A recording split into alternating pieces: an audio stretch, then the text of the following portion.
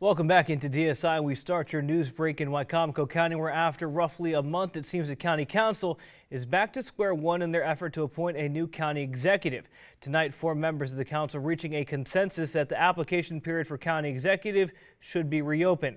The 4 in favor: Council President Larry Dodd, Councilman Ernie Davis, Councilman Joe Holloway, and Councilwoman Nicole Ackley. The same 4 who voted to appoint Dr. Renee Desmarais to the position last week before he declined that appointment on Monday.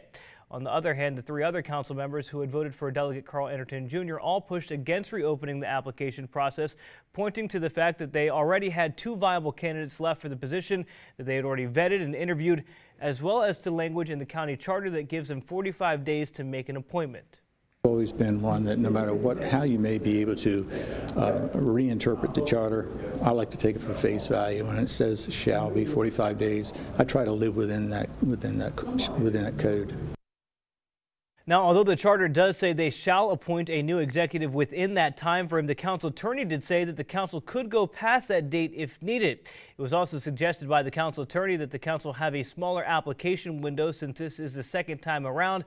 However, Councilman Holloway and others decided instead to extend the deadline for applications to the close of business on September 14th.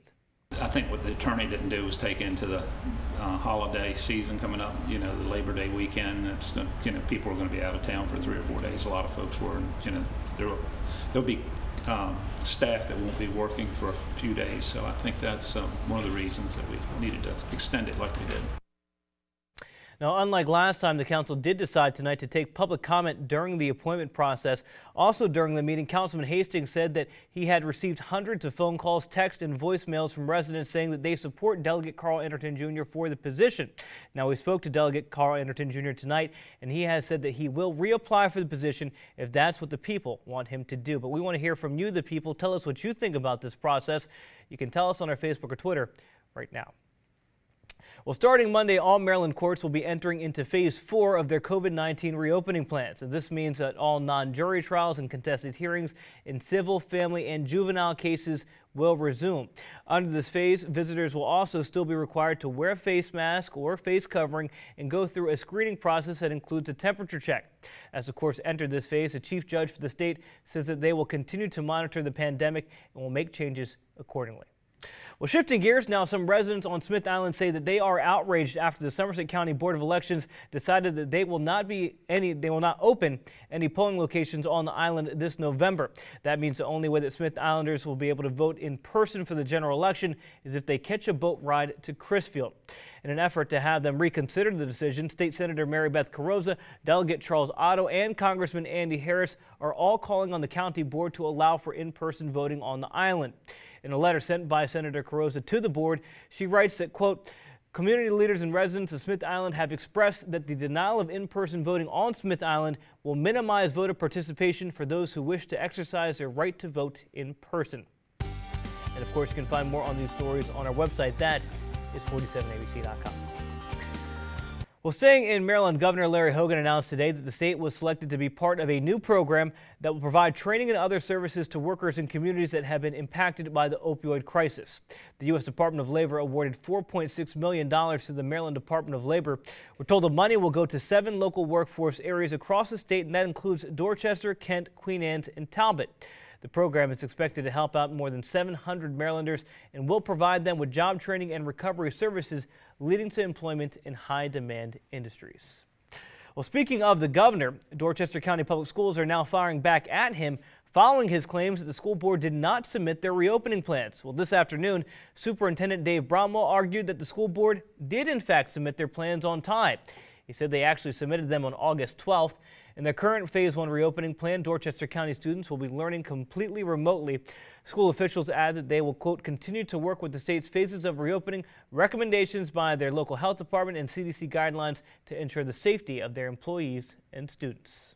The Dorchester County Public School reopening plan is what we worked hard to prepare. As these experts confirm our transitions are safe and meet health and safety standards, we will notify our community and bring in small groups of students in phases, as we have stated all along. The first day for virtual learning will be Thursday, September 8th for Dorchester County. All right, on to some news about the weather. Daniel, it's been kind of a hectic week with thunderstorms and things like that. What do we have for the weekend and tonight? Well, it's going to stay a little hectic tonight and into tomorrow, but some better news by Sunday. More on that coming up. Here is a live look outside our Morse Roofing and Siding Skycam.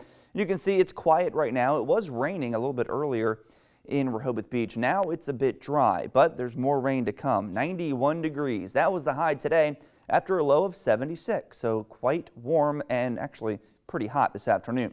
73 for Chucky and Lewis, our weather watcher, and 79 for Ed in Chincoteague. So a very warm night tonight. Not quite as warm as what it was at this time last night. We were still in the mid 80s at this point. Now we're down to 76 in Salisbury, 82 in Richmond.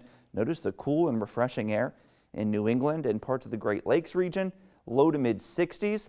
But we're still dealing with the high humidity and the rain. You can see a few showers across northern portions of the peninsula. The heavy rain earlier in parts of Wicomico and Somerset now kind of dying down. But there is more rain, very heavy rain across the bay, and it is heading right towards Dorchester and Talbot counties, and some of that will be sliding into Wicomico and Sussex as well over the next couple of hours. So we are in for a bit of a stormy night tonight.